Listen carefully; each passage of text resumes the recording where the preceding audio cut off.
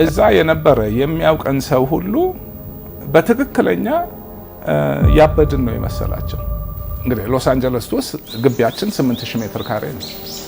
እኔ የትም ቦታ ሄጄ ሰርቼ መኖር ያቅተኛል ብዬ አላስብም። ታክሲ በመዳኔ ጉዳይ አይደለም። እኔ የምፈልገው የህይወትም ስሜት የሚሰጠኝ ነገር ገንዘብ አይደለም። ገንዘብ ቢሆን እዚህ ሀገር አልመጣም። እዛ እኮ በሰላም መኖር እችል ነበር። ለእኔ ደግሞ የህይወት ጣዕም አይሰጠኝም፣ ትርጉም የለውም። ትንሽ ካልተተራመሰ ትግል ካልኖረ የሆነ እኮ በቃ ፍጥረታችንም ነው። ሰው እኮ በተፈጥሮ አዳኝ ነው። አሜሪካን ሀገርን ጥዬ የመጣሁት በቃ እንደዛ ሆነብኝ። ኑሮ ጣዕም የለውም። ሁሉ ሰው ኦፍ ኮርስ ገንዘብ ጥሩ ነው። ከሆነ ፖይንት በላይ ግን ያለው ገንዘብ እኮ ምንም አታደርገውም። ከዛ በላይ ያለው ገንዘብ ላለው ሰው ትርጉም ያጣል። እንዴ ስንት ሀብታም ነው ራሱን የሚገለው ድራግ አዲክት የሚሆነው ምናምን፣ ኑሮ ትርጉም እያጣበት። ችግር አንዳንዴ ጥሩ ነገር ያመጣል። የመጀመሪያው ኢንቨስትመንት ኢትዮጵያ ውስጥ የአጋጣሚ መሬት ፍለጋ ዘይት ፋብሪካ ገዛው። ባለቤቴ ኢህአዴግ እንደገባ በመጀመሪያው ዓመት መጣች። ያኔ ኦልሬዲ 3 ልጅ አለን። እናቷ ነበሩ ያኔ አሮጊት ናቸው፣ ትወዳቸዋለች። መታ ቆየች እዚህ 3 ወር ከርማ መጣች። በቃ ደስ ይላል ምናምን። እሺ በጣም ጥሩ። በአመቱም እንደገና መጣች 3 ወር ከርማ ተመለሰች። 3ኛው ዓመት ላይ ስለው አንድ ሳምንት መተሳታይ እንዴት ይሆናል? ስንት ስራ ሆልድ አድርጌ ደግሞ አዲስ አበባ ያኔ እኔ ስመጣ ብቻ ትንሽ ከተማ ለማለትም የሚያስቸግር ነገር ምናምን። እሺ ቤተሰቦቼም እናቴም አባቴም አሉ። እሺ ስለዚህ አይቻቸው እመጣለሁ ብዬ ለሳምንት መጣሁ።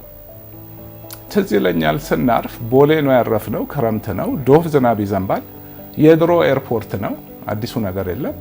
ማብራት ሁሉ በደንብ የለም፣ ጨለማ ነገር ነው የሚታየኝ። የሆነ ነገር በርቷል። ከአይሮፕላን ስንወርድ እውነቴን ነው የሆነ ብርድ ልብስ ምናምን ያደረገ ክላሽ ያደረገ ነው ወታደሩ። ዩኒፎርም የለም፣ ይዘንባል። ገባው ግን የሆነ ነገሩ ገና ሳርፍ ስሜቱ የሆነ በቃ እንዴት ነው ደስ ብሎኝ ነው መጣው ያለሁት። ገባን። ቦሌ መንገድ ራሱ ዶፍ ይዘንባል፣ ማብራቱ አይታይም ምናምን። እናቴ ቤት ገባን። በማግስቱ ጧት 12 ሜክሲኮ ስኩዌር አጠገብ ነው የምትኖረው፣ ኤዩ አጠገብ። ተነስቼ ጧት 12 ሰዓት በእግሬ ሜክሲኮ ስኩዌር ምናምን ስዞር ብቻ የሆነ ነገሩ ጭሱም ደግሞ በቃ አበሻ ብቻ ነው የማየው። የሆነ ነገር ደስ አለኝ። ማታም እየወጣን ከተማ እናያለን፣ ዘመድ ምን ብቻ አዲስ ነገር። የኔ ባህሬ ከልጅነቴ ነግሮኛል፣ ጨዋታ አልጠግብም። ቤት ከሰፈር ተፈልጌ ነው በቃ ታንቄ የምመጣው እና አዲስ ነገር ወዳለው። ይሄ ጸጥ ያለ ነገር አልወድም፣ ይሰለቸኛል። እና የሆነ አስቤ የማላውቀው አዲስ አድቨንቸር ታየ። ሳምንቱ ሲደርስ ሳምንት ሲቀጠል ወር ቆየው። ወሩ ሲያልቅ ደግሞ እኔ ከመሰለኝ ዝም ብሎ መወሰን ነው። ባለቤቴም ለምን እዚህ አንመጣም ለምን አንመጣም ጠቅልለን እንገባለን ወሰንን። አሁን 4 ልጅ አለን። እንግዲህ አመት ተኩል ፈጀ። ደፋር ነኝ ለመሰለኝ ነገር አልመለስም። እዛ የነበረ የሚያውቀን ሰው ሁሉ በትክክለኛ ያበድን ነው የመሰላቸው። እንግዲህ አስበው፣ ደርግ ወርዶ ገና ኢህአዴግ መባቱ ነው። ይህች ሀገር የት እንደምትሄድ አይታወቅም። እንዳልኩ ደግሞ እዛ የነበረኝ ኑሮ በቃ እንዴት ነው የአሜሪካን ሀገር የመጨረሻውን ኑሮ ነበር በፈረንጆች ደረጃ የምኖረው። ስራዬ ያ ስለነበረ እዚህ አሁን ይሄንን ማትቶ እዚህ የማይታወቅ ነገር ውስጥ ይገባል። ለሚያየው እብደት ይመስላል፣ ግን ዞሮ ዞሮ እንዳልኩት ሌላ ሰፊ ወሬ ነው። የህይወት አመለካከትህ ምንድነው ብትለኝ፣ ኦኬ ትርጉም የሚሰጥህ ነገር ምንድነው ብትለኝ፣ ባጭሩ መነግርህ ያንን ህይወት ከትምህርት ቤት ጀምሮ ኢንቨስትመንት ባንኪንግ ማለት ዎል ስትሪት በቃ ኮሌጅ እዛ ሀገር የሚማር ሰው ሁሉ የሚመኘው በጣም ጥቂት ሰዎች የሚገቡበት፣ ከገባህበት ደግሞ አሜሪካን ሀገር ውስጥ ትልቁ ክፍያ ያለበት ስራ እሱ ነው። በቃ ሚሊዮኔር ነው የሚያደርገህ ሰርተህ። እንግዲህ ሎስ አንጀለስ ውስጥ ግቢያችን 8000 ሜትር ካሬ ነው። ሰው ሁሉ የህይወት መጨረሻ ብሎ ሲያስበው ሀብታም ሆኖ ህይወት ተሳክቶ ነው አይደል? አረኩት። ግን ያንንም ህይወት ሄጄበት አዲስ የምማረው ነገር የለም። ስራው ትንሽ ይለያያል እንጂ ያው አንድ ስራ ነው። እዚህ ስመጣ ግን ሌላ በቃ እንዴት ነው አድቨንቸር አየሁ አልኩ። ደስ የሚል በቃ ኤክሳይት የሚያደርግ ነገር። እኔ የትም ቦታ ሄጄ ሰርቼ መኖር ያቅተኛል ብዬ አላስብም። ታክሲ በነዳኔ ጉዳይ አይደለም። አሜሪካን ሀገር ስገባ የመጀመሪያ ስራዬ ሲኔማ ቤት ቲኬት ቆራጭ ነበርኩኝ። ከዛ ቀጥሎ ተሻሽዬ ጥበቃ ስራ ነበረኝ ሆስፒታል ውስጥ። ያው ዩኒፎርም ያለብሰዋል፣ ዱላ ይሰጡሃል፣ ሬዲዮ ይሰጥሃል፣ ጥበቃ ነው። አሁንም ቢሆን ታክሲ በነዳ ስሜት አይሰጠኝም። ምንም በቃ ስራ ክቡር ነው፣ ችግር የለውም። ስለዚህ እኔ የምፈልገው የህይወትም ስሜት የሚሰጠኝ ነገር ገንዘብ አይደለም። ገንዘብ ቢሆን እዚህ ሀገር አልመጣም። ብዙ ሰው ይሳሳትና ለገንዘብ ይገዛል። እኔ ለገንዘብ ተገዝቼ አላውቅም። ማድረግ የምፈልገውን አደርጋለሁ። መኖር አያቅተኝም። የእንትን ፍላጎት አይቸውም አልፌዋለሁ። ትልቅ ቤት፣ ቆንጆ መኪና ወይ አርት፣ የቅንጦት ነገር የምገዛው ነገር የለኝም። እኔ ወጪ የለኝም። ምግብም ብዙ ወጪ አላወጣም። ልጆቹ ደግሞ በሙሉ አድገው እንትን ብለዋል። ዞሮ ዞሮ የኢትዮጵያ መምጣቱ ገንዘብ እዚህም ልሰራ እንደምችል አውቃለሁ።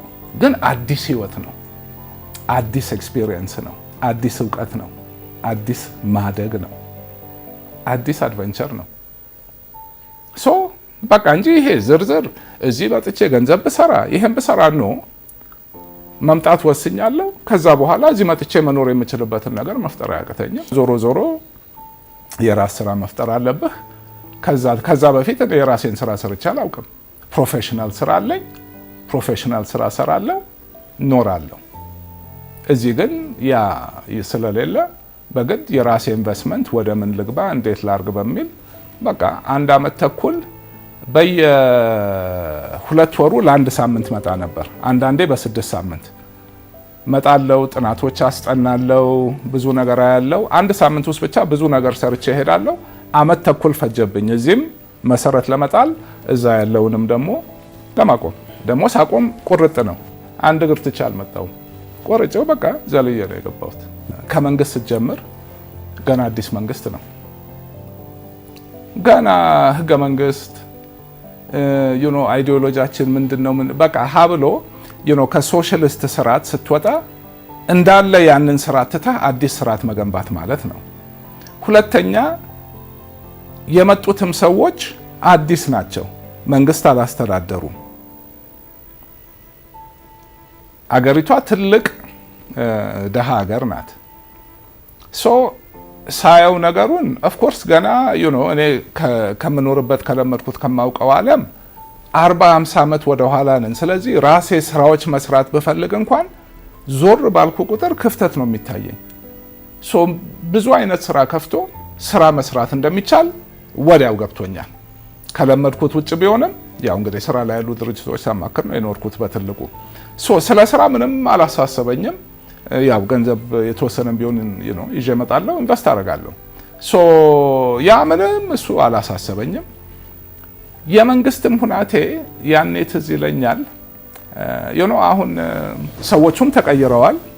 እስከ ዛሬ 5-6-7 ዓመት ሰዎቹም ብዙም ሳይቀየሩም በፊት የነበረው መንግስትና የነበሩት ሰዎች በወቅቱ በኋላም የቆዩት ሰዎች የነበራቸው አመለካከት፣ እይታ፣ የክፍትነት ሁናቴ በጣም ይለያይ ነበር። እኔ ትዝ ይለኛል እንደውም ያኔ ሌላው ነገር እንዳለ ሆኖ ብዙ ጊዜ ውይይቶች ይደረጉ ነበር። የኢኮኖሚ ፖሊሲያችን ምን ሊሆን ይገባዋል? 3-4 ተቀይሯል እና በሰፊ መድረኮች ይዘጋጃሉ። ጠቅላይ ሚኒስትሩ ይመጣሉ፣ ባለሙያዎቹ ምኖችና ወረቀት ይቀርባል፣ ምናምን ንግግር አለው እና ሁሉ ነገር ክፍት ነበር። ፖለቲካ ፓርቲዎች ነበሩ፣ ከውጭ ሀገር የመጡ ፖለቲካ ፓርቲ ልክ አዲስ ሊከፈት ያለ በአንድ በኩል ስታየው ኋላ ቀር ከጨለማ ዘመን የሚወጣ ደሃ አዋራ ምናምን እንዲሁ ፊዚካል ነገሩን በወቅቱ ያለውን ነገር ስታየው ምን ጨንቆኝ የሚል ስዕል ሊመጣ ይችላል። የእይታ ጉዳይ ነው። ያ ደግሞ እንግዲህ አሁን ከዚህ ተነስተን የት መሄድ እንችላለን ብርሃን አለ፣ ወደ ጥሩ አቅጣጫ የሚሄድ ነገር አለ። ንግግሩም ውይይቱም ሁሉም የመንግስትም ሁናቴ ያን ይመስል ነበር። ሶ በቃ ቬሪ ኢንትረስቲንግ አዲስ አድቨንቸር ከስሩ መግባት ማለት ነው። ያ ማለት የሆነ ሪስክ እንዳለው ምን እንደሆነ ባይገባኝም የትም ቦታ ምንም ዝም ብሎ መንቀሳቀስም ሪስክ አለው። ትልቅ ቻሌንጅም ሊሆን ይችላል፣ ግን እንደውም ቻሌንጅ ሊሆን አይችልም። ለምን እንዴ ስንት ከዚህ አልፎ የሄደ ነገር አንተ አሁን ወደ ኋላ 50 ዓመት ሄደህ ኢትዮጵያ እስቲ መኖር ትችላለህ ወይ ብትባል እንዴ ያን ሁሉ እውቀት ይዘህ እንዴት ነው የማትኖረው? ይሄን ሁሉ ታውቀዋለህ። እንደዛ ነው ያየሁት። ምን የሚያስፈራ ነገር አለ? የሚገነባ ነገር አለ። ትልቁ ነገር ግን ዋናው ነገር እንዳልኩ ስሜቱ በቃ እዚህ ቤቴ መሰለኝ። ስለዚህ በቃ እኔ ደግሞ ዋና የሚነዳኝ እሱ ነው። ሁሌም ቢሆን ማድረግ የምፈልገውን ነገር አደርጋለሁ። ያንን ለማድረግ ከኔ የሚጠበቀውን ግዴታም መስዋዕትነትም ምንም ዋተቨር እቀበላለሁ። ቀድሜ ያደርገዋለሁ ሳልገደድ። በዛ መልኩ ነው ያየሁት እና ሜቢ በህይወቴ ካረኳቸው ጥሩ ውሳኔዎች አንዱ እሱ ነው። ምንም የሚቆጨኝ የለም። በሌላው ሰው እይታ ወዛ እኮ በሰላም መኖር እችል ነበር። ለእኔ ደግሞ የህይወት ጣዕም አይሰጠኝም፣ ትርጉም የለውም። ትንሽ ካልተተራመሰ ትግል ካልኖረ የሆነ እኮ በቃ ፍጥረታችንም ነው። ሰው እኮ በተፈጥሮ አዳኝ ነው። አሜሪካን ሀገርን ጥዬ የመጣሁት በቃ እንደዛ ሆነብኝ። ኑሮ ጣዕም የለውም። ሁሉ ነገር ሳይኖር ሁሉ ሰው ኦፍ ኮርስ ገንዘብ ጥሩ ነው። ከሆነ ፖይንት በላይ ግን ያለው ገንዘብ እኮ ምንም አታደርገውም። ከዛ በላይ ያለው ገንዘብ ላለው ሰው ትርጉም ያጣል። እንዴ ስንት ሀብታም ነው ራሱን የሚገለው ድራግ አዲክት የሚሆነው ምናምን ኑሮ ትርጉም እያጣበት የሌለው የኑሮ ትርጉም ይሄ ይመስለዋል። ያገኘው ያየው ደግሞ በፍጹም ከዚህ ጋር ብዙ የሚመኘው ነገር አለ። አንድ ተራማጅ ዘይት ፋብሪካ የሚባል ፋብሪካ ነበር በደርግ ጊዜ። ያው ትልቁ ኢትዮጵያው ዘይት ፋብሪካ እሱ ነበር። ኃይለኛ ሰራተኛ ማህበር ያለው በቀን 500 ኩንታል ቅባት እህል ይፈጫል። በበርሜል በርካቶ በሳይሎ ምናምን ነው የሚሸጠው። ግን ዋናው ስመላለስ ጥናቶች ሳረግ ወደ ኢትዮጵያ ስመጣ ምን ኢንቨስት ላርግ ስል እዚህ ፕሮፌሽናል ኮንሰልተንት ነበረ ጥናት የሚያደርግልኝ። ብዙ ነገሮች አየንና ቤቨሬጅ ሴክተር ኢትዮጵያ ፖፑሌሽን እንዲህ ነው እያደገ ይሄዳል። ያኔ ገበያ ጥናት ስናረግ የሚገርም ነገር ኮካም ፔፕሲም ገና ወደ ግል አልዞሩም እና ሰው ለስላሳ ስጠኝ ነው የሚለው። ኮካ ስጠኝ፣ ስፕራይት ስጠኝ፣ ሚሪንዳ ስጠኝ የለም። ለምን? ውጭ ምንዛሬ ችግር ስለነበረ በደርግ ጊዜ አንድ ወር ለኮካ ይሰጣል ውጭ ምንዛሬ። ኮካ ብቻ ይመረታል። ቀጥሎ ፔፕሲ። ሰው ስለሰለቸው ወር መቁጠር ስለተወ ለስላሳ ስጠኝ ይላል። ፋብሪካዎቹ አርጅተዋል። የምርት እጥረት አለ። ትልቁ የኮካና የፔፕሲ ሀብታቸው ስማቸው ነው።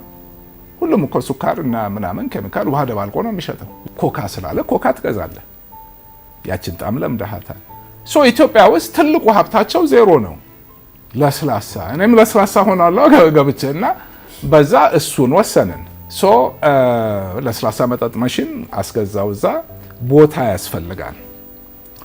ያኔ የግል መሬት፣ እኔ ደግሞ ሰፊ ቦታ ቢያንስ 10,000 ሜትር ካሬ መሬት ፈልጋለሁ ለፋብሪካው። በዛ ደረጃ ግለሰብ ያለው የለም፣ ደርግ ወርሶ ጨርሷል። ከመንግስት ነው መውሰድ የምትችለው።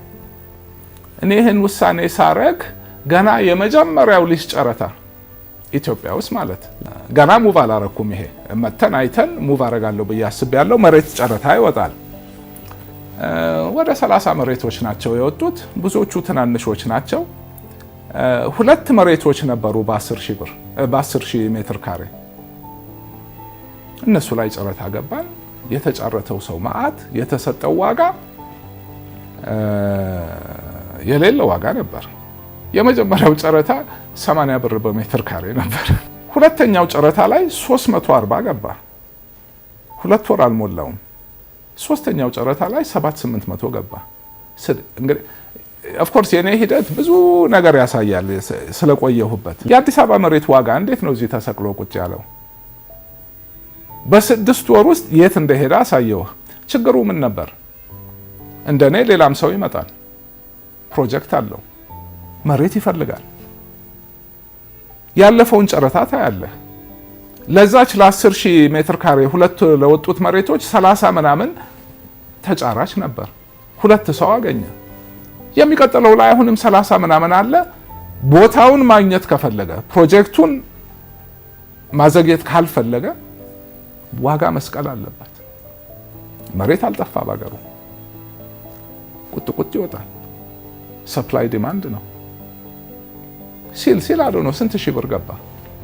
ፕሮጀክቱ ዘግይቷል። ከዛ እነዚህ ፕራይቬታይዝ የሚደረጉ አይ ቲንክ ነው የመጀመሪያው ኢትዮጵያዊ ነኝ ከፕራይቬታይዜሽን ኤጀንሲ ድርጅት የገዛ ተራማጅ ዘይት ፋብሪካ 27000 ሜትር ካሬ መሬት አለው መሀል ከተማ 27000 ሜትር ካሬ። ፋብሪካው ከአንዴም ሁለቴ ጨረታ ወጥቶ ገዢ አላገኘም።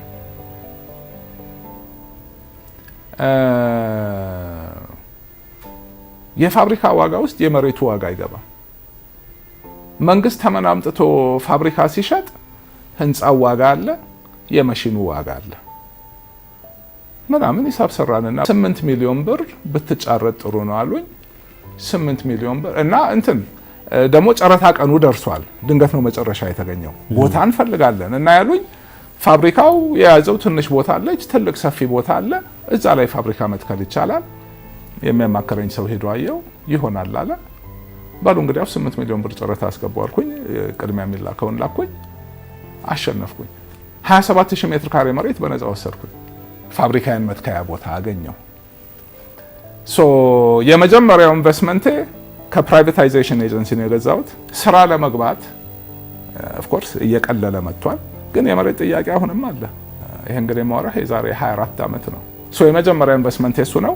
ዘይት ፋብሪካው ደግሞ ይሰራ ነበር። ሂሳቡን አስወጥቼ ሳይ ስንት ዓመት ሙሉ በአመት 1 ሚሊዮን 1.5 2 ሚሊዮን ብር ያተርፋል። ያውም በመንግስት እጁ ነው።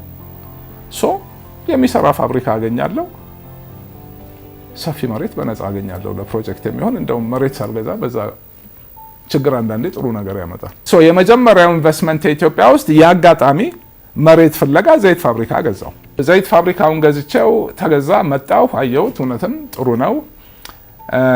ፋብሪካውን ተረከብኩኝ። ቆጠራ ተደርጎ ምናምን 200 ምናምን ሰራተኛ አለ። ሰራተኛውን ሰብስቤ አታስቡ ምናምን አልኩኝ። ዶዶዶ ስመጣ ፋብሪካ ውስጥ 20-30 ዓመት የሰሩ ሰዎች ደሞዛቸው 190 150 ብር ምናምን ነው።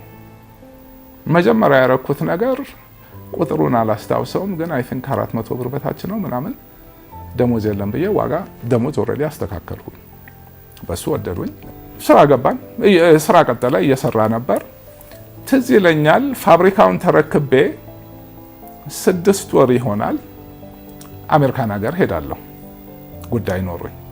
ከመሄዴ በፊት ከፋብሪካው ጋር ስራ አስኪያጅ የነበረው አብሮ የተረከብኩት ከድርጅቱ ጋር አንሽጥ ዘይት አሁን ዋጋው ወርዷል፣ አሁን ትንሽ ቆይቶ አንሽጥ ይለኛል። እሺ ትላልቅ ሳይሎዎች አሉ፣ አንሸጥም ብሎ አጠራቅመን 500,000 ኪሎ ግራም ዘይት ይዘናል ታንከሮቻችን ውስጥ።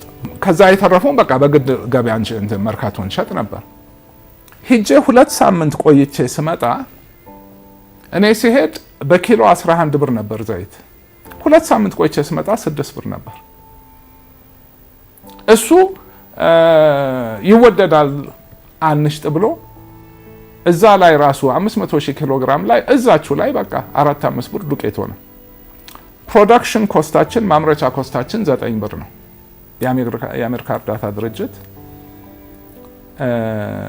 የሀገሪቷ ያሉት ዘይት ፋብሪካዎች አንድ ላይ ሆነው በአመት የሚያመርቱትን ምርት 2 እጅ ማለት የ2 ዓመት ምርት ጨረታ ላይ ያወጡ ከአሜሪካን ሀገር በነፃ ይመጣ ብለው። በርካቶ ላይ የተወሰኑ ሰዎች አሉ ዘይት ገዝተው የሚያከፋፍሉ። ይሄን ነገር አዩት። ማንም ሌላ ሊገዛቸው አይችሉም። ዘይቱ ሀገር ገብቷል። እንደውም ሲነሳ 4 ብር ነበር ያሏቸው። ሁለተኛ ሶስተኛ ጨረታ ሆኖ በ6 ብር ገዟቸው። አገሪቷ ላይ ያለው የዘይቱ ኢንዱስትሪ እንዳለ የታረደው ያኔ ነው። አልኩኝ። ቼምበር ሄድኩኝ። በቃ ኢንዱስትሪ ለእርዳታ የመጣ ድርጅት መጭመቂያ እኮ ዘይት መጭመቂያ በየመንደሩ ነበረ። ቅቤም ያመጣል ዘይትም ያመጣና ይሸጣል። ብዙ ጊዜ ትንሽ ነው። ያንን ብር ይወስድና መልሶ ለእርዳታ ያውለዋል። ይሄን ዘይትና ቅቤ ከየት ነው የሚያመጣው? የአሜሪካን ሀገር ገበሬዎች የአግሪካልቸር ሴክተሩ ከሚፈለገው በላይ ያመርታል። ፖለቲካ ነው ገበሬዎቹን ለመጠበቅ መንግስት በሆነ ሚኒመም ፕራይስ ይገዛቸዋል ትርፍ ምርት። ያንን ትርፍ ምርት ምን ያደርገዋል? ቀብሮ አይቀረውም። እርዳታ ብሎ ለእንደኛ አይነት ሀገሮች ይልከዋል። ሲልኩት ግን በነፃ አያድሉትም። የዛ ሀገር ገበያ ላይ ይገቡና በጨረታ ይሸጡትና ያንን ብር እርዳታ አረግም ብለው የራሳቸው ኢንዱስትሪ እንዳይሞት የኛ እንዲሞት እዚህ ጋር በትልቁ አረጉት፣ ገደሉን። ከዛ በአጋጣሚ አውቀዋለሁ የዩኤስኤድ ዳይሬክተር የነበረውን ምን ማድረጋችሁ ነው? እንዲሁ ሶሻሊም ቅርበት ስለነበረ እንደ ኤርሚያስ ምንም ጥናት አስጠንተናል። በዚህ አመት በአጠቃላይ የዩኤስኤድ በጀት ለኢትዮጵያ በዘይት ነው የተሰጠኝ አለ። $1 አልተሰጠኝም አለ። ይሄን ዘይት ካልሸጥኩት ፕሮጀክቶችን በሙሉ ልዘጋ ነው፣ ደሞዝ ላልከፍል ነው አለኝ። ለምን ስብሰባ ተደረገ፣ ጥናት አቀረብን አሉ። ጮክ ምን አይነት ጥናት ነው? የትኛው ኢኮኖሚስት ነው የ2 ዓመት ምርት ድንገት አንስተህ ኦልሬዲ ምርት ያለበት ቦታ ላይ ስትለቅበት ዋጋ እንዴት ነው ኮላፕስ የማያደርገው? ከዛ ነው እንደዚህ ያወራኝ። አሁን ዘይት እንደ ትልቅ ነገር ሁሌ ይወራል አይደለም? ያኔ ገበያ ነበር ችግራችን። ነገርኩ በየሰፈሩ ዘይት መጭመቂያ ነበር። ሁሉም ሀገር የራሱን ጥቅም ነው የሚያስከብረው። አሜሪካኖችም እንደዛው በቃ አሚን ምን እያረጉ እንደሆነ የሚጠፋቸው አይመስለኝም። እዚህ ጋር ትንሽ አሳልፈው መስመር አሳልፈው አረጉት። እንዴ የአንድ ሀገር የዘይት ኢንዱስትሪ መግደል ማለት ምን ማለት ነው እንዴ? ስንት ሰራተኛ ነው፣ ስንት ፋብሪካ ነው ከስሮ የተዘጋው? ለምን ኦልሞስት 1 አመት በ6 ብር አምርተን መሸጥ አንችልም። ፕሮዳክሽን ኮስቱ 9 ብር ነው። 1 ኪሎ ባመረትን ቁጥር 3 ብር ኪሳራ አለው። ይሄ ነገር መቼ ይሻላል ምን ይሆናል ለማየት ሰራተኛ ደሞዝ ከፍል ነበር። በዛን ጊዜ በወር 200,000 ብር ፋብሪካውን ዘግቼው። ለምን አትሊስት ትርፍ ኪሳራ የለም እስኪሻሻል ሰራተኛ ከመበተን ብዬ አመት አየሁት። ከዛ ካቅም በላይ ሲሆን ከነሱ ጋር እሱ ደግሞ እንዳልኩ ሌላ እንትን ነው፣ ጦርነት ተከፈተ። ፋብሪካውን መዝጋት አለብኝ በቃ ካቅሜ በላይ ነው ስል በደርግ ጊዜ ደግሞ የታወቀው ኢትዮጵያ ውስጥ ኃይለኛ የሰራተኛ ማህበር ለካ የተራማጅ ነበር። አሁን እኮ ቢዝነስ ቡክ ውስጥ አንድ ፋብሪካ ሊከስር የሚችልበት ምክንያት ብለህ ብትፈልግ ይህን ምክንያት ልታመጣው አትችልም። ግን ሆነ። የመጀመሪያው ኢንቨስትመንት በኪሳራ ነው፣ ግን ያንን መሬት አገኘው።